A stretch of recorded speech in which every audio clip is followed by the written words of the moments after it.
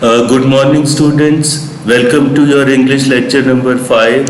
As you all know, we are doing chapter 6, that is Qaetzvian and Pakistan.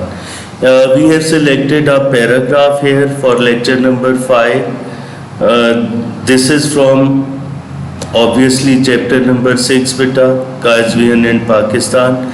We go through the paragraph first and do the meanings of some difficult words. Today, the Qaed's Pakistan is facing numerous challenges. We have forgotten how much struggles the Muslim had made under the dynamic leadership of Quaid-e-Azam Muhammad Ali Jinnah. We can overcome our present difficulties by following the Qaed's golden motto, faith, unity and discipline. We can make our nation strong by remembering his advice to the youth. It is now up to you to work, and we are bound to succeed.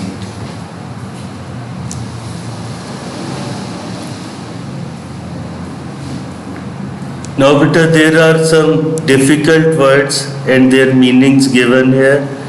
Let us discuss them first. Starts with beta. Now here first word is numerous. Numerous बेटा दो meanings हो सकते हैं, मुख्तलिफ भी कहते हैं और कई भी, आप इसमें से कुछ भी कर सकते हैं. नेक्स्ट वर्ड है बेटा चैलेंजेस, मुश्किलात. चैलेंजेस मुश्किलात को कहते हैं. फॉरगॉटन, फॉरगेट की थर्ड फॉर्म है भूल जाना. ऑब्वियसली स्ट्रगल, कोशिश या जद्दोजहद एक और वर्ड है जो आप इसके लिए यूज़ कर सकते हैं. डायनेमिक, मुतहर्रिक, वलवला अंगेज, जोश और जज्बा पैदा करने वाली. लीडरशिप मीन्स क़यादत. ओवरकम मीन्स बेटा काबू पाना.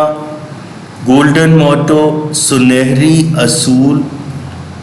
फेथ बेटा आप सबको पता है ईमान, फेथ का मतलब ईमान होता है. यूनिटी इत्तेहाद और डिसिप्लिन से भी आप वाकिफ़ हैं बेटा. डिसिप्लिन मीन्स नज़्मो ज़ब्त. यूथ जो है बेटा नौजवानों को कहते हैं, नौजवान. ये हो गया बेटा. अब हम ज़रा इसको पैराग्राफ को ट्रांसलेट करेंगे उर्दू में. वी स्टार्ट द ट्रांसलेशन बेटा. Today the Quaid's Pakistan is facing numerous challenges. आज कायद-ए-आज़म का पाकिस्तान मुख्तलिफ मसाइल का सामना कर रहा है. We have forgotten how much struggle the Muslims had made under the dynamic leadership of Quaid-e-Azam Muhammad Ali Jinnah. We have forgotten बेटा हम भूल चुके हैं how much struggles the Muslims had made, कितनी जद्दोजहद मुसलमानों ने की थी under the dynamic leadership of Quaid-e-Azam Muhammad Ali Jinnah. Quaid-e-Azam Muhammad Ali Jinnah की वलवला अंगेज़ बेटा या मुतहर्रिक क़यादत में. अगर पूरे सेंटेंस को पढ़ेंगे तो बेटा ऐसे हो जाएगा, हम ये भूल चुके हैं कि मुसलमानों ने कायद-ए-आज़म की मुतहर्रिक क़यादत में किस कदर जद्दोजहद की थी. We can overcome our present difficulties by following the Qaed's golden motto, faith, unity and discipline. We can overcome means बेटा हम काबू पा सकते हैं और प्रेजेंट डिफ़िकल्टीज़ हमारी मौजूदा मुश्किलात पर by following the Quaid golden motto, Quaid-e-Azam के सुनहरी असूल पर अमल करके. वो सुनहरी असूल क्या है बेटा, इधर इन्वर्टेड कॉमास में गिवन है.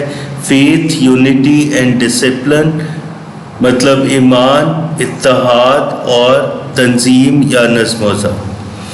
We can make our nation strong by remembering his advice to the youth. हम अपनी कौम को मजबूत बना सकते हैं याद करके कायद-ए-आज़म की नौजवानों को की गई नसीहत को. It is now up to you to work and we are bound to succeed. ये अब आप पर मुनहसर है कि आप काम और सिर्फ काम करें और कामयाबी हमारा मुकद्दर है या कामयाबी हमारी किस्मत में लिखी है. बाउंड टू का मतलब बेटा किस्मत में होना या मुकद्दर होना, इस तरह से होता है. नाउ बेटा हम सेकंड क्वेश्चन पे आते हैं इसी अपने लेक्चर के. Now there are some MCQs given in the exercise of chapter number 6.